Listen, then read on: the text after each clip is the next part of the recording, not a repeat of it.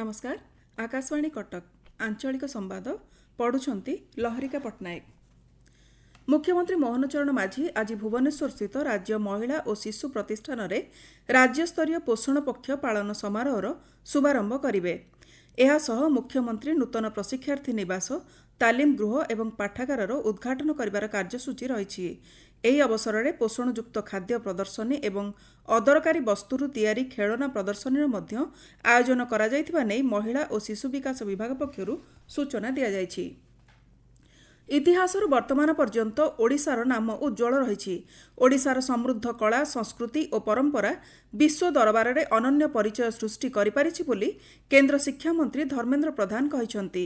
ପୁରୀ ସାହିତ୍ୟ ମହୋତ୍ସବର ଉଦ୍ଘାଟନୀ ସମାରୋହରେ ଭିଡ଼ିଓ ବାର୍ତ୍ତାରେ କେନ୍ଦ୍ରମନ୍ତ୍ରୀ କହିଛନ୍ତି, ଏହି ମହୋତ୍ସବ ଭାଷା ସାହିତ୍ୟ ଜ୍ଞାନ ଏବଂ ଓଡ଼ିଶାର ଭବ୍ୟ ସାରସ୍ୱତ ପରମ୍ପରାକୁ ଜାଣିବାର ସୁଯୋଗ ପ୍ରଦାନ କରିଛି।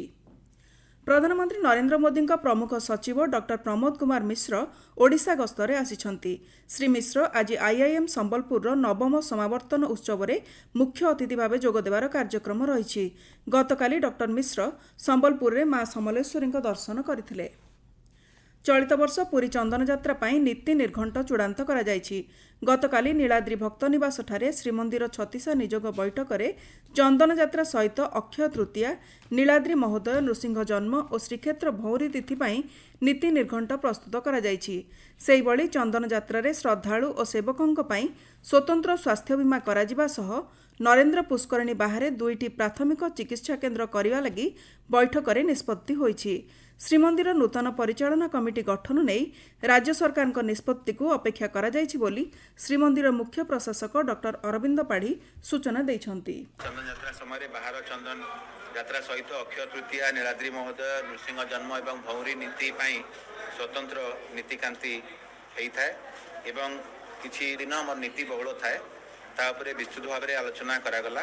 ଭଉଁରୀ ଦିନ ରାତ୍ରରେ ନରେନ୍ଦ୍ର ପୁଷ୍କରିଣୀଠାରେ ବାଣ ବିସ୍ଫୋରଣ ଜନିତ ଏକ ଦୁର୍ଘଟଣା ଘଟିଥିଲା। ସେଭଳି ଦୁର୍ଘଟଣା ଯେମିତି ଆଗାମୀ ଦିନରେ ନ ହୁଏ ଏବଂ ଏ ଚଳିତ ବର୍ଷ ଆମେ ଚନ୍ଦନ ଯାତ୍ରା ସମୟରେ ଆମେ ଇନ୍ସୁରାନ୍ସର ବ୍ୟବସ୍ଥା ମଧ୍ୟ କରୁଛୁ, ଯେଉଁଥିରେ କି ଆମର ସେବକମାନେ ଏବଂ ଅନ୍ୟାନ୍ୟ ଯେତେ ବି ଷ୍ଟେକ୍ ହୋଲ୍ଡର୍ସ ଅଛନ୍ତି ସେଥିରେ କଭର ହେବେ। କେନ୍ଦୁଝର ଜିଲ୍ଲା ବୈତରଣୀ ନଦୀ କେଶରୀ କୁଣ୍ଡଠାରେ ପାଣିରେ ବୁଡ଼ି 2 ଛାତ୍ରଙ୍କ ମୃତ୍ୟୁ ଘଟଣାରେ ମୁଖ୍ୟମନ୍ତ୍ରୀ ମୋହନ ଚରଣ ମାଝୀ ଶୋକ ବ୍ୟକ୍ତ କରିଛନ୍ତି। ମୁଖ୍ୟମନ୍ତ୍ରୀ ଶୋକସନ୍ତପ୍ତ ପରିବାରବର୍ଗଙ୍କୁ ସମବେଦନା ଜଣାଇବା ସହ ମୃତକଙ୍କ ଆତ୍ମୀୟମାନଙ୍କ ପାଇଁ ରାଜ୍ୟ ବିପର୍ଯ୍ୟୟ ପାଣ୍ଠିରୁ 4 ଲକ୍ଷ ଟଙ୍କା ଲେଖାଏଁ ଅନୁକମ୍ପାମୂଳକ ସହାୟତା ରାଶି ପ୍ରଦାନ କରିବାକୁ ନିର୍ଦ୍ଦେଶ ଦେଇଛନ୍ତି। ଗଞ୍ଜାମ ଜିଲ୍ଲା ନିମିନାଠାରେ ହିତାଧିକାରୀମାନଙ୍କୁ ଆୟୁଷ୍ମାନ କାର୍ଡ ବଣ୍ଟନ କରାଯାଇଛି।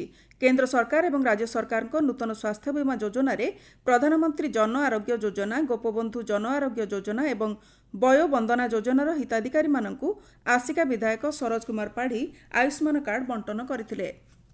ଜାତୀୟ ପରୀକ୍ଷଣ ସଂସ୍ଥା ଏନ୍ଟିଏ ପକ୍ଷରୁ ଆଜି ଜେଇଇ ମେନ୍ 2025 ଦ୍ୱିତୀୟ ସେସନର ପରୀକ୍ଷାଫଳ ପ୍ରକାଶ ପାଇବ।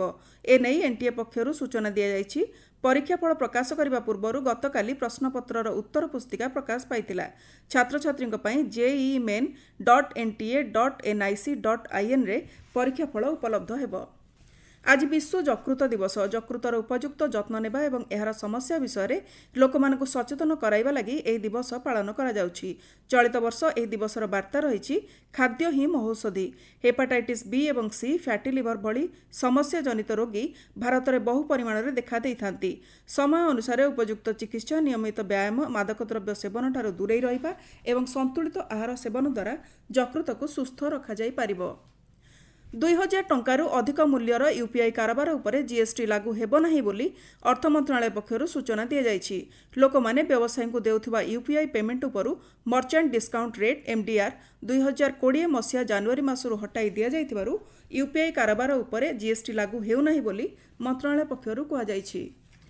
ଭୁବନେଶ୍ୱର କଳିଙ୍ଗ ଷ୍ଟାଡିୟମଠାରେ ଆସନ୍ତାକାଲିଠାରୁ ମେ 3 ତାରିଖ ପର୍ଯ୍ୟନ୍ତ କଳିଙ୍ଗ ସୁପର କପ୍ ଫୁଟବଲ ଟୁର୍ଣ୍ଣାମେଣ୍ଟର ତୃତୀୟ ସଂସ୍କରଣ ଖେଳାଯିବ। ସର୍ବଭାରତୀୟ ଫୁଟବଲ ମହାସଂଘ, ଓଡ଼ିଶା ରାଜ୍ୟ କ୍ରୀଡ଼ା ଓ ଯୁବସେବା ବିଭାଗ, ଫୁଟବଲ ଆସୋସିଏସନ ଅଫ୍ ଓଡ଼ିଶାର ମିଳିତ ସହଯୋଗରେ ହେଉଥିବା ଏହି ଟୁର୍ଣ୍ଣାମେଣ୍ଟରେ 15ଟି ଦଳ ଅଂଶଗ୍ରହଣ କରୁଛନ୍ତି। ଏହି ପ୍ରତିଯୋଗିତାରେ ମୋହନ ବାଗାନ ସିଧାସଳଖ କ୍ୱାର୍ଟର ଫାଇନାଲ ଖେଳିବାକୁ ଯୋଗ୍ୟତା ହାସଲ କରିଛି। ରାଜ୍ୟର ବିଭିନ୍ନ ସ୍ଥାନରେ କାଳବୈଶାଖୀ ଜନିତ ବର୍ଷା ହୋଇଯାଇଛି। ଗତକାଲି ଭୁବନେଶ୍ୱରରେ ସର୍ବାଧିକ 26.2 ଡିଗ୍ରୀ ସେଲ୍ସିୟସ୍ ବର୍ଷା ରେକର୍ଡ ହୋଇଛି।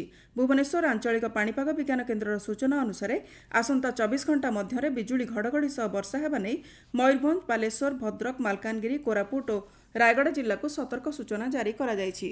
ଆଞ୍ଚଳିକ ସମ୍ବାଦ ବର୍ତ୍ତମାନ ପାଇଁ ଏତିକି। ପରବର୍ତ୍ତୀ ଆଞ୍ଚଳିକ ସମ୍ବାଦ ଶୁଣିପାରିବେ ଅପରାହ୍ନ 2ଟା 32 ମିନିଟ୍ରେ।